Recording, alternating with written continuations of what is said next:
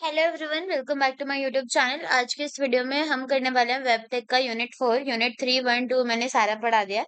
So unit 4 start करते हैं। Unit 4 में हम क्या क्या पढ़ने वाले हैं, माई एसक्यूएल और पीएचपी के बारे में डिटेल में। अब पीएचपी के बारे में सारा मोस्टली जितना भी था अकॉर्डिंग लाइक इसका सिंटेक्स वगैरह ये यूनिट 3 में भी मैंने पढ़ाया है। और थोड़ा बहुत जो यहाँ पर आएगा वो भी पढ़ाएंगे। ठीक है, तो ज्यादा नहीं टाइम वेस्ट करते, पहले देख लेते हैं माई एसक्यूएल होता क्या है। देखो, तुम्हारा ऐसा है, सपोज तुम्हें कोई फॉर्म भरना था। ठीक है, अब फॉर्म के अंदर तुम क्या कर रहे हो, अपना डेटा डाल रहे हो। राइट, डेटा डाल रहे हो। अब ऐसे ही तुमने फॉर्म भरा, ऐसे ही बहुत सारे लोगों ने फॉर्म भरा। अब तुम जब ये फॉर्म को सबमिट करते हो तो तुम्हारा ये जो भी रिस्पॉन्स तुमने डाला है वो जाता किधर है, कहीं पर स्टोरी होता होगा। राइट, उसको हम डेटाबेस बोलते हैं, जहां वो जितना भी रिस्पॉन्स है वो स्टोर हो रहा है, दैट इज डेटाबेस। और डेटाबेस के अंदर कुछ भी इंक्रीमेंट करना, कुछ क्रिएट करना, ये सारा काम किसी वजह से होता है, माई एसक्यूएल क्वेरी लैंग्वेज की वजह से। ये समझ आया?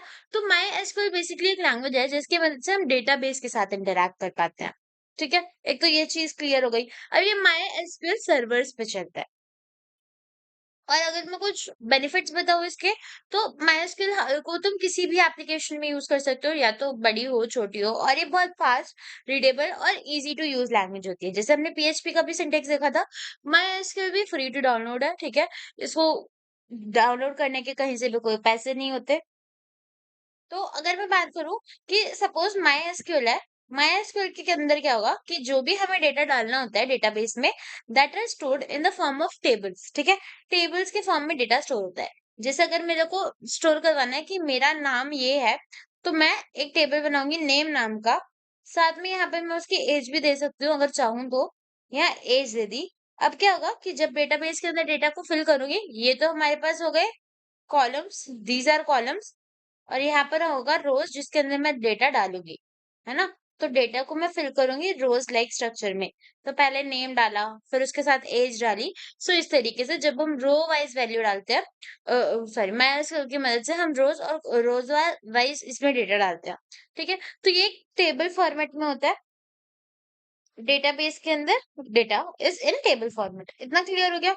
चलो, अब अगर डेटाबेस के बारे में डिटेल में पढ़े तो डेटाबेस होता क्या है। मैंने बोला कि MySQL की मदद से तो हम डेटाबेस के साथ इंटरैक्ट कर रहे हैं, पर एक्चुअल में डेटाबेस होता क्या है। डेटाबेस एक ऐसी जगह मानो जहां पर सारा डेटा सेव हो रहा है, यूजर का सारा डेटा सेव हो रहा है।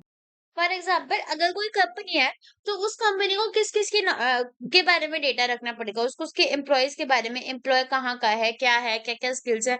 एम्प्लॉय का पूरा डेटा होना चाहिए, उसके पास प्रोडक्ट्स का होना चाहिए कि उसकी कंपनी में ये प्रोडक्ट है, इस प्रोडक्ट की एक्सपायरी डेट है, ये रेट है। उसके बाद कस्टमर्स का डेटा होना चाहिए। दीज आर द डेटा जो कि एक कंपनी स्टोर करवाएगी। राइट, अगर हम कंपनी के पॉइंट ऑफ व्यू से देखें कि कंपनी के डेटाबेस के अंदर क्या क्या डेटा स्टोर होता है, तो these are some data that are store. हमने बोला कि जब डेटाबेस के साथ हम इंटरैक्ट कर पा रहे हैं with the help of MySQL, why we need PHP in combination with MySQL. देखो, पीएचपी किधर चलती है, सर्वर्स पे चलती है ना। अगर मैं पहले बताऊं तुम्हें कि पीएचपी करता क्या था। पीएचपी की मदद से हमने कोई फॉर्म्स वगैरह बनाए, हम रिस्पॉन्स को स्टोर कर सकते थे। ये मैंने बताया था। पीएचपी पेजेस को डायनामिक बनाने में हेल्प करता था। तो अगर मैं पीएचपी की मदद से कोई फॉर्म बना रही हूँ और मैं चाहती हूँ कि जैसे ही फॉर्म का सबमिट बटन दबे, it will direct an another file. ठीक है, जहां पर सारा डेटा स्टोर हो। मैंने तुम्हें ऐसे ही कुछ बताया था। राइट, पर अगर मैं तुम्हें बोलूं कि अब हम क्या कर सकते हैं कि ये मेरा डेटाबेस है, डेटाबेस के अंदर ये है, डेटाबेस के अंदर नहीं, अच्छा एक नए व्हाइट बोर्ड पे ही आता है। देखो, मैंने पहले क्या बोला था कि पीएचपी की मदद से हम करते क्या है। हमने सपोज अपने मेरा एक डॉट पीएचपी नाम का कुछ ब्राउजर के अंदर वेबसाइट जैसा कुछ मैंने सेव करा है, जहां पर मैंने एक फॉर्म दिया यूजर को। ये एक फॉर्म है, यूजर इस फॉर्म को फिल कर रहा है, और जैसे ही सबमिट बटन दबा रहा है, बिकॉज ऑफ माई पीएचपी, वो उसका रिस्पॉन्स ना कहीं और चला जाता है, किसी और पर्टिकुलर फाइल में। ये सबमिट बटन दबाया, तो जैसे इसने सबमिट क्लिक करा, मैंने एक और फाइल बनाई पीएचपी की। ठीक है, और मैं चाहती हूँ कि उसके अंदर मेरा रिस्पॉन्स स्टोर हो। तो ये वाली चीज तो हमने देखी थी जब मैंने तुम्हें यूनिट 3 करवाई थी कि ये कैसे होता है और उसके पीछे का कोड क्या होता है। बट अगर अब मैं यूनिट 4 में बात करूं, तो दोनों को कंबाइन पढ़ने से क्या होगा, इससे हम देखेंगे कि जैसे यूजर ये सबमिट बटन दबा रहा है, इसका जो पूरा डेटा है it is going to store in a database. और इसी वजह से डेटाबेस क्या होता है, जिसके अंदर सारा डेटा स्टोर होता है इन टेबल फॉर्मेट। तो यहीं पर अगर हम पीएचपी को पढ़े तो हम सर्वर साइड से डेटा ले सकते हैं, डायरेक्ट सर्वर से जो भी फॉर्म्स वगैरह सबमिट हो रहा है, और उसको डायरेक्टली डेटाबेस की क्वेरीज की मदद से we can take the whole data in the database. इतना क्लियर हुआ? अब यहाँ देखो, पीएचपी और माइस्क्यूएल क्या कर रहा है यहाँ पर। पहला तो हम इसको विंडोज में डेवलप कर रहे हैं और सर्व कर रहे हैं यूनिक्स के प्लेटफॉर्म। तो अगर मैं तुम्हें इस लाइन का मतलब बताऊं कि ये पीएचपी को माइस्क्यूएल के साथ कंबाइन कर रहे हैं, तो ये क्रॉस प्लेटफॉर्म कैसे है, देखो यहाँ पे क्या हो रहा है। अगर हम पीएचपी के अंदर माइस्क्यूएल को कंबाइन कर रहे हैं, कुछ कुछ काम कर रहे हैं, so we can do that anywhere. For example मैंने विंडोज में कुछ वेबसाइट्स बनाई जिनके अंदर मैं डेटा स्टोर करवा रही हूँ, वो यूनिक्स के प्लेटफॉर्म्स पर इन सब पर भी वर्क करेगी। बस इतना समझ लो कि ये क्रॉस प्लेटफॉर्म या फिर प्लेटफॉर्म इंडिपेंडेंट लैंग्वेजेस है, दोनों को कंबाइन करो तो। उसके बाद हमारे पास डेटाबेस क्वेरीज आती है।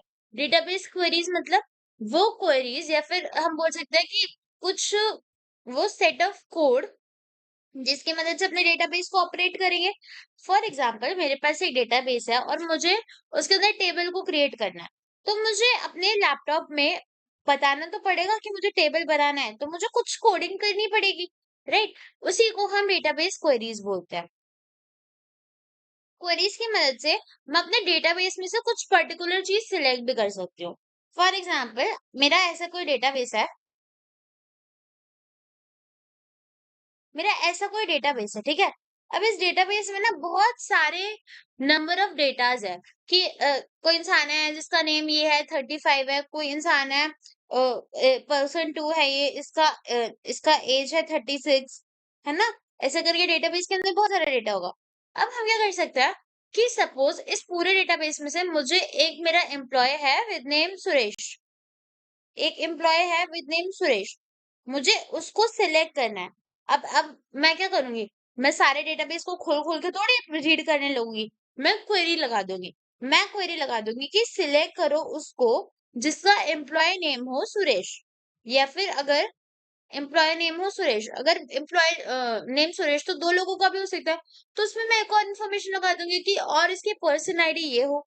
तो फिर ये क्या करेगा, ये सिलेक्ट कमांड मेरे पूरे डेटाबेस में से जिसका भी नाम सुरेश है वो पर्सन को सिलेक्ट करके रिटर्न करेगा, है ना, ये काम करेगा। तो अगर मैं इधर देखने को बोलूं तो ये डेटाबेस क्वेरीज कर क्या रही है, इनकी मदद से हम डेटाबेस में से कुछ कुछ रिकॉर्ड्स को वापस मांग सकते हैं, कोई स्पेसिफिक इंफॉर्मेशन को ले सकते हैं, ठीक है। फॉर एग्जाम्पल तुम्हें सारे एम्प्लॉयज का लास्ट नेम रिटर्न करना है ना। तुम्हारे पास एम्प्लॉयज का एक पूरा एम्प्लॉयज का टेबल है जिसके अंदर नेम भी है, उनकी एज भी है, सब कुछ है, एंड यू वांट कि हर एम्प्लॉय का लास्ट नेम हमें मिल जाए।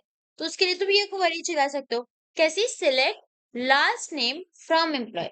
अब यहाँ पर क्या हुआ, क्या सिलेक्ट करना है हमें पूरे डेटाबेस में से, लास्ट नेम। अच्छा लास्ट नेम कहाँ से, फ्रॉम एम्प्लॉयज। अब ये फ्रॉम एम्प्लॉयज क्या है, जिन लोगों ने डेटाबेस का पढ़ा होगा इससे पहले उनको तो आइडिया होगा, जिन्होंने नहीं पढ़ा होगा उनको मैं बता देती हूँ। देखो होता क्या है कि जो भी हमारा डेटाबेस है इस तरीके से, डेटाबेस के अंदर क्या होता है, बहुत सारे टेबल्स होते हैं, ये डेटाबेस है। अब सपोज इस पर्टिकुलर डेटाबेस में I want to store students की इंफॉर्मेशन, ठीक है। इसी डेटाबेस में I want to store teachers की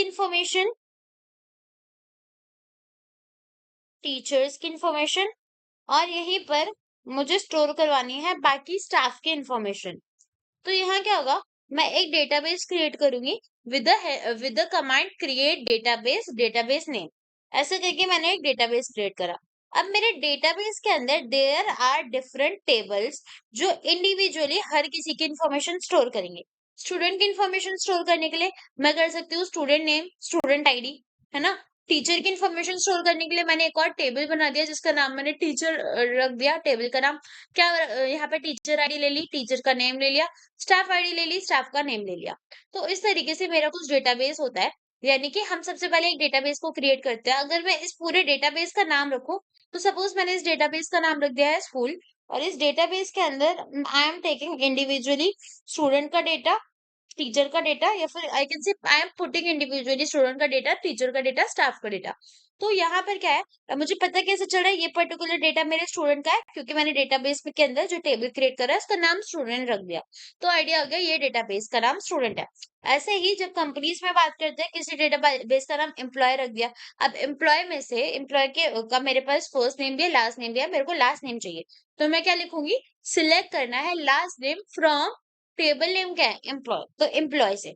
इतना क्लियर हो गया, ये कमांड क्लियर हुई, ये क्लियर हुई, ओके। अब हमें क्या करना है, अपने डेटाबेस के लिए माई एसक्यूएल को डाउनलोड करना होता है। माई एसक्यूएल होता है क्या, देखो ऐसा समझो कि मैंने बोला मेरा डेटाबेस है, डेटाबेस के अंदर जितने भी ऑपरेशन है, टेबल क्रिएट करना या फिर कुछ सिलेक्ट करना, that is happen with the help of SQL. ये एसक्यूएल क्वेरी की वजह से होता है। एसक्यूएल क्या है, लैंग्वेज, ऐसा अज्यूम करो।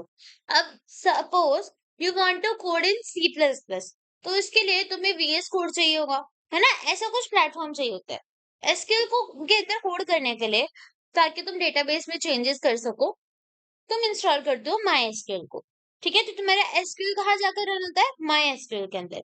तो इसके लिए हमें क्या करना पड़ता है, माई एसक्यूएल को पहले डाउनलोड करेंगे, ठीक है, और फ्री है। तो यहाँ पर उन्होंने वेबसाइट लिंक भी दिया हुआ है नोट्स में, तो तुम वहां से जाके डाउनलोड कर सकते हो। तो अगर मैं तुम्हें बोलूं कि एसक्यूएल क्या है, तो SQL is like a language, but my SQL एक डेटाबेस सिस्टम है। तो डेटाबेस को ऑपरेट किसकी मदद से कर रहा है, माई एसक्यूएल की मदद से, ओके। यहाँ पर आते हैं, नेक्स्ट जो हमारा टॉपिक है पीएचपी एंड माई एसक्यूएल, उसके बारे में थोड़ा और डिटेल में पढ़ लेते हैं। यहाँ देखो, अब देखो, हमने ये तो देखा कि जब हम माई एसक्यूएल और पीएचपी को आपस में कंबाइन कर रहे हैं, तो हम अपने डेटाबेस के अंदर पहले तो डेटा को मैनिपुलेट कर पा रहे हैं, और जो भी फॉर्म्स वगैरह हुए उनके रिस्पॉन्स को डायरेक्टली अपने डेटाबेस के अंदर स्टोर करवा पा रहे हैं। तो एक तरीके से ये क्या हो गया कि डेटाबेस के अंदर डेटा को ऐड वगैरह करवा पा रहा है ना। तो बेसिकली डेटाबेस इज मैनिपुलेटिंग। अब क्या होता है कि माई एसक्यूएल और पीएचपी को हम कंबाइंड फॉर्म में अगर दोनों को साथ में यूज करना होता है, तो उसके लिए दो तरीके हैं। पहला तो या तो हम my SQL I extension use कर ले, या फिर पीडीओ पीएचपी डेटा ऑब्जेक्ट्स का यूज कर ले, ठीक है। अब ये दो तरीके हैं, या तो माइस्क्यूएल का यूज कर लो या पीडीओ का यूज कर लो। तो अगर मैं बात करूं माइस्क्यूएल एसक्यूएल और पीडीओ में से एक्चुअल में यूज क्या करा जाता है, कर तो कोई भी सकते हो, बट अगर देखो ये क्या है कि सपोज मुझे माइस्क्यूएल और पीडीओ, ये ऐसे समझो, ये दो मेरे एक्सटेंशन जैसे हैं। अभी के लिए ऐसे समझो कि माइस्क्यूएल और पीडीओ इज लाइक मैं दो एक्सटेंशंस, जिन दोनों की मदद से हम डेटाबेस को यूज कर सकते हैं कंबाइंड फॉर्म, मतलब पीएचपी और डेटाबेस को कंबाइंड फॉर्म में यूज कर सकते हैं। तो यहाँ पर दो एक्सटेंशन है कि दोनों यूज कर लो इट विल वर्क सेम, है ना, दोनों यूज कर लो इट विल वर्क सेम। पर हम एक्चुअल में कौन सा ज्यादा बेटर होगा, अगर एक्चुअल में वैसे कंपेयर करो खुद के अकॉर्डिंग, तो पहली बात तो पीडीओ जो होता है वो 12 डिफरेंट डेटाबेस सिस्टम्स पे चलता है, पर माइस्क्यूएल क्या होता है, सिर्फ माइस्क्यूएल के डेटाबेस पे ही चलेगा। तो अगर मैं बात करूं फॉर एग्जांपल कि पीडीओ को हम यूज कर सकते हैं पीएचपी के साथ, मतलब अगर हमें माइस्क्यूएल और पीएचपी को कंबाइन करना है, तो पीडीओ यूज करें या माइस्क्यूएल यूज करें। अगर माइस्क्यूएल क्यूएल आई है विद आई एक्सटेंशन, तो यहाँ पर आई मतलब इम्प्रूव वर्जन। अब मैं माइस्क्यूएल को यूज करूंगी, बट इसके लिए डेटाबेस सिर्फ माइस्क्यूएल ही चाहिए। तो पीएचपी को अगर डेटाबेस के साथ कनेक्ट कर रहे हो, तो माइस्क्यूएल की मदद से वो डेटाबेस तुम्हारा सिर्फ एसक्यूएल वाला होगा, ठीक है। देखो इधर आओ, यहाँ पर आई हैव टू डेटाबेसेस, एक जिसमें जो भी क्वेरीज है वो माई एसक्यूएल, ये माई एसक्यूएल से डल रही है ना, my SQL database management system से डेटाबेस के अंदर क्वेरीज डल रही है। और एक और कोई डेटाबेस है जिसको हम किसी और डेटाबेस मैनेजमेंट सिस्टम से यूज कर सकते हैं। अगर मैं बात करूं पीडीओ की, तो पीडीओ क्या करेगा कि पीडीओ इस पर भी चलेगा, पीएचपी की मदद से हम इस वाले डेटाबेस के साथ भी, डेटाबेस मैनेजमेंट सिस्टम के साथ भी ऑपरेट कर सकते हैं, और पीएचपी हम इस वाले डेटाबेस के साथ भी लगा सकते हैं। But if we talk about MySQL, it will only work with MySQL, जिसका डेटाबेस मैनेजमेंट सिस्टम होगा, सिर्फ उसी डेटाबेस के साथ वर्क करेगा। तो पीडीओ 12 डेटाबेस मैनेजमेंट सिस्टम्स के साथ या फिर डेटाबेस के साथ इंटरैक्ट कर सकता है, बट माई एसक्यूएल को सिर्फ माई एसक्यूएल मैनेजमेंट चाहिए। इतना क्लियर हो गया। तो these are the two we can say different differences तो अगर मुझे अपने प्रोजेक्ट के लिए डिफरेंट डिफरेंट डेटाबेसेस पर स्विच होना है तो पीडीओ से it will be more easy, right? But if we talk about MySQLi, इससे क्या होगा? फॉर एग्जाम्पल तुमने एक काम एक पर्टिकुलर डेटाबेस पे करा with the help of MySQLi management system, तुमने डेटाबेस में के अंदर पूरा डेटा डाल दिया। अब तुम्हें किसी और डेटाबेस के अंदर स्विच होना है, ठीक है? तो तुम्हें उस पूरे कोड को, या फिर मैं बोलूँ किसी और डेटाबेस मैनेजमेंट सिस्टम के अंदर स्विच होना है, तो उस पूरे डेटाबेस को उठाओगे और फिर you need to rewrite that, ठीक है? पर पीडीओ में तुम इजीली शिफ्ट कर सकते हो, ठीक है? अब दोनों में ना थोड़ा बहुत डिफरेंस भी होता है। कैसे? अगर मैं बात करूं माइस्क्ल की या फिर पीडीओ की, दोनों ही ऑब्जेक्ट ओरिएंटेड होते हैं, पर इनमें से एक प्रोसीजर वाइज प्रोसीजर चलता है। तो अगर मैं माइस्क्ल की बात करूं, ये प्रोसीजरल भी होता है including object oriented. Object oriented दोनों है माइस्क्ल और पीडीओ, लेकिन procedural wise step by step जिसमें हम क्रिएट करेंगे, जिसमें चीजें ऐड करेंगे, कनेक्ट करेंगे, proper step sequence wise sequence होगा, पहले ये चीज होगी फिर ये होगी, वो माइस्क्ल के अंदर होता है, ठीक है? अब दोनों में ही प्रीपेयर्ड स्टेटमेंट्स होती है। प्रीपेयर्ड स्टेटमेंट्स का क्या होगा? कुछ ऐसे स्टेटमेंट्स जिसकी मदद से हम अपने वेब एप्लीकेशंस को ज्यादा सिक्योरिटी प्रोवाइड करते हैं। ऐसा ही दोनों में होता है। अब अगर इसका ऐसा कंक्लूजन देखें, तो देखो मैं कह सकती हूँ कि अगर हम बहुत श्योर हैं कि we need to work on MySQL database management system ही ओनली, तो मैं माई एसक्यूएल का यूज कर लूंगी। ऐसा कोई दिक्कत नहीं, ऑब्जेक्ट ओरिएंटेड है, प्रोसीजरल है, सिक्योरिटी प्रोवाइड कर रहा है। अगर मुझे अपने काम से रिलेटेड डिफरेंट डिफरेंट डेटाबेसेस के अंदर जाके स्विच करना पड़ रहा है, तो मैं पीडीओ का यूज कर लूंगी, ठीक है? ये समझ आ गया? अब अगर इनकी इंस्टॉलेशन देखें, तो देयर आर द लिंक्स जहां पर यू कैन इंस्टॉल दैट, और इंस्टॉलेशन की सारी डिटेल्स है, ठीक है? अब आता है मेन काम, अपने डेटाबेस के अंदर पीएचपी को कंबाइन करवा के वर्क करना, ठीक है? तो इसके लिए हमने माईएसक्यूएल डेटाबेस यूज करा है, MySQL database management system use करा है। तो हम क्या करेंगे? माईएसक्यूएल को सबसे पहले ओपन कर लेंगे और अपने डेटाबेस को कनेक्ट करवाना स्टार्ट करेंगे। कनेक्ट करवाना स्टार्ट करेंगे मतलब इस पर एक्शंस करना स्टार्ट करेंगे। अब देखो, इस डेटाबेस कनेक्टिविटी को ना ऐसे समझो। फॉर एग्जाम्पल तुम्हारे पास एक डेटाबेस है और तुम्हें इस डेटाबेस के अंदर कुछ भी करना है, ठीक है? कोई डेटा डालना है या फिर ऐसा कुछ रिट्राइव करना है, तो क्या हर कोई उस डेटाबेस को एक्सेस कर सकता है? नहीं, कुछ स्पेसिफाइड लोग होंगे जो उस डेटाबेस को एक्सेस कर पा रहे होंगे, राइट? तो हमें अगर वो स्पेसिफाइड पर्सन बनना है ना, एक पर्टिकुलर स्पेसिफिक इंसान जो उस डेटाबेस को एक्सेस करता है, तो हमारे पास कुछ यूजर्स नेम और पासवर्ड होंगे। अब हम उसी यूजर नेम और पासवर्ड को यूज करते हैं अपने डेटाबेस के अंदर कनेक्ट करके कनेक्टिविटी बनाने के लिए, ठीक है? अब मैंने बोला माई एसक्यूएल दो चीजों पे वर्क करते हैं, it is object oriented and even procedural language. तो यहाँ पर भी अगर हमें अपने माई एसक्यूएल को कनेक्ट करवाना है, ठीक है? तो दो तरीके होते हैं, या तो ऑब्जेक्ट ओरिएंटेड मेथड का यूज करो या फिर प्रोसीजरल वाले का यूज करो, ठीक है? अगर मैं बात करूं ऑब्जेक्ट ओरिएंटेड तरीके से अगर हम कनेक्ट करवाना चाहते हैं, तो पहले मैं एक सर्वर नेम नाम का वेरिएबल बनाऊंगी, जिसमें जो भी मेरा सर्वर जिस भी होस्ट पे चल रहा है वो स्टोर हो जाएगा। यूजर नेम नाम का वेरिएबल बनाऊंगी जिसमें जो भी मेरा यूजर नेम आएगा वो स्टोर हो जाएगा। और पासवर्ड नाम का वेरिएबल बनाऊंगी जिसमें जो भी पासवर्ड मैंने डाला वो स्टोर हो जाएगा। अब होगा क्या? अगर कोई यूजर ट्राई कर रहा है मेरे इस डेटाबेस को एक्सेस करने का, तो मैं उससे 3 चीज़ें पूछूँगी कि एक काम करो, मेरे को अपना सर्वर नेम बताओ, तुम्हें कौन से सर्वर पे जाना है, यूज़र नेम बताओ और पासवर्ड बताओ। अगर यूज़र नेम और पासवर्ड मैच हो जाता है या फिर तीनों इन्फॉर्मेशंस मैच हो जाती है, तो मैं प्रिंट करवा दूँगी कि आप सक्सेसफुली डेटाबेस में कनेक्ट हो गए हो, वरना आप डेटाबेस में कुछ कुछ एरर आ रहा है, तो दोबारा ट्राई करो। यही चीज़ करवानी है। ऐसे ही होता है, अगर किसी को मेरे डेटाबेस के अंदर एक्सेस करना है, तो भाई यूज़र नेम देगा, वो पासवर्ड देगा, वो ये सारी चीज़ें देगा। तब होगा क्या कि जैसे ही वो मुझे तीनों चीजें देगा, मैं चेक करूंगी कि क्या क्या ये सारी चीजें सही हैं। सही हुई तो डेटाबेस के अंदर घुस जाएगा, वरना बोल दूंगी समथिंग वेंट रॉन्ग या फिर ऐसा कुछ। तो ये यहाँ पर ये जो हम कोड देखेंगे वो माई एसक्यूएल से हो रहा है, ठीक है? ऑब्जेक्ट ओरिएंटेड वाला कोड है ये। तो सबसे पहले हमने तीनों को वेरिएबल्स में स्टोर करवा दिया। अब मुझे एक कनेक्शन स्टोर करवाना है ना? एक कनेक्शन मुझे करना है, तो यहाँ पे मैंने कनेक्शन वेरिएबल का यूज करा। न्यू माई एसक्यूएल एक कंस्ट्रक्टर है, यानी कि हम न्यू एक माइस्क्ल बना रहे हैं जहां पर हम अपना कनेक्शन वगैरह सब सेटअप कर रहे हैं। यहाँ क्या होगा? मुझे जो जो वेरिएबल्स चाहिए, इसको ऐसे समझो, जो जो चीजें चाहिए यूजर से उनको मैं डालूंगी इधर। सर्वर नेम चाहिए, यूजर नेम चाहिए, पासवर्ड चाहिए। तो जब भी ये मेरे MySQL ये न्यू MySQL वाले कंस्ट्रक्टर को अगर कॉल कर रहा है, तो ये जो भी यूजर है उसके साथ साथ वो मुझे सर्वर नेम देगा कि उसको इस सर्वर पे जाना है और इसका ये यूजर और ये पासवर्ड है। जैसे ही ये मुझे मिलेंगे, मैं चेक करूंगी। तो मैं चेक करूंगी कि ये वाला जो कनेक्शन है, यानी कि यूजर ने जो मुझे सर्वर नेम दिया, यूजर नेम दिया, पासवर्ड दिया, ठीक है। अगर इसमें इसमें कोई मेरा कनेक्शन एरर आ जाता है पर्टिकुलर, कुछ गड़बड़ हो जाती है, कुछ कनेक्शन एरर आ जाता है इधर, ठीक है। इसने क्या करा, मेरे को सारी इंफॉर्मेशन दे दी, जिसको मैंने इस कनेक्शन नाम के कन नाम के वेरिएबल में स्टोर करवा दिया।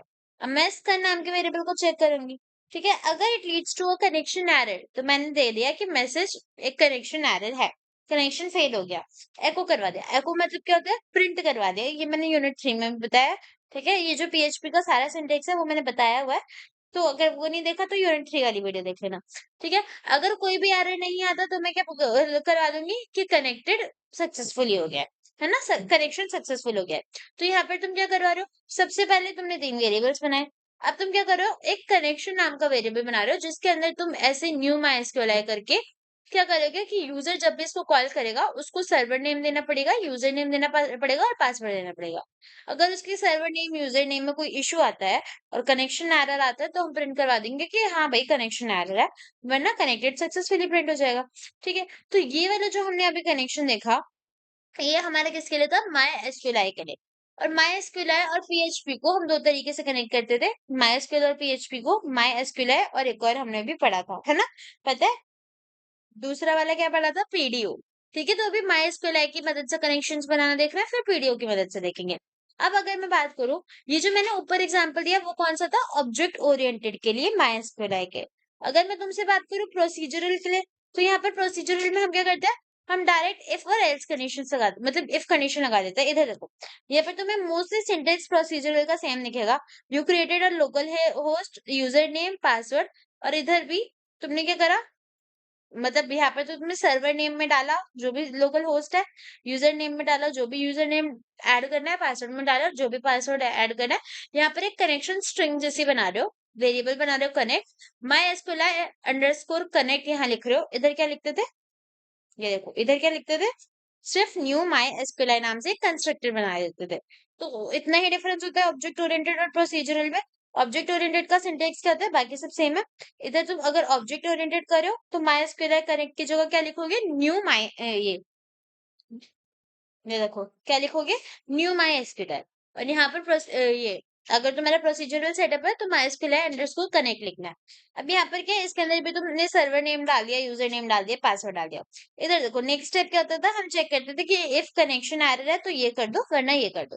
यहाँ पर भी हम ये चेक करें कि इफ कनेक्शन नहीं है तो ये करो, वरना ये को कर दो। अब मैं काम करती हूँ दोनों लैंग्वेजेस को ना, मतलब दोनों तरीकों को साइड बाय साइड कर देती हूँ, एंड तुम्हारा कंपैरिजन थोड़ा इजी हो जाएगा और तुम्हें ज्यादा अच्छे से समझ आएगा, ठीक है। तो हम व्हाइट बोर्ड पे चलते हैं।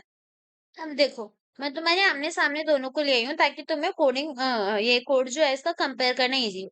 यहाँ पर हम क्या बात कर रहे हैं कि ऑब्जेक्ट ओरिएंटेड में कनेक्शंस कैसे होंगे, और प्रोसीजर वाले में अगर हमें कनेक्शन स्ट्रिंग बनानी है तो कैसे बनेगी। यहाँ देखो मोस्टली चीज सेम है ना। अब ध्यान से ऑब्जर्व करते हैं। अगर मैं प्रोसीजरल की बात करूं, ये पूरी स्टेटमेंट सेम है जहां पर हम वेरिएबल्स बना रहे हैं। डिफरेंस किधर है, कनेक्शन बनाने में। यहाँ पर हम क्या यूज करते हैं, प्रोसीजरल में MySQL_connect यूज करते हैं कनेक्ट करने के लिए, ठीक है। और यहाँ पर हम क्या यूज करते हैं, न्यू MySQL। तीनों में पास तो ये करवाएंगे, server name, user name, password, parameters तो सेम ही होंगे, यही पास होगा। उसके बाद हम कनेक्शन स्ट्रिंग को चेक करते हैं। इधर मैं डालूंगी कि इफ मेरा जो भी कनेक्ट वेरिएबल है, यानी कि इसके अंदर जो भी सर्वर नेम, यूजर नेम वगैरह आया, वो मुझे कनेक्शन एरर देता है तो ये प्रिंट करवा दो, वरना कनेक्टेड सक्सेसफुल करवा दो। यहाँ पर मैं डालूंगी कि if मेरा जो ये कनेक्टेड वेरिएबल है, ये सही नहीं है। नॉट मतलब ये सही नहीं है, यहाँ देखो नॉट कनेक्टेड, ये ऐसे सही नहीं है।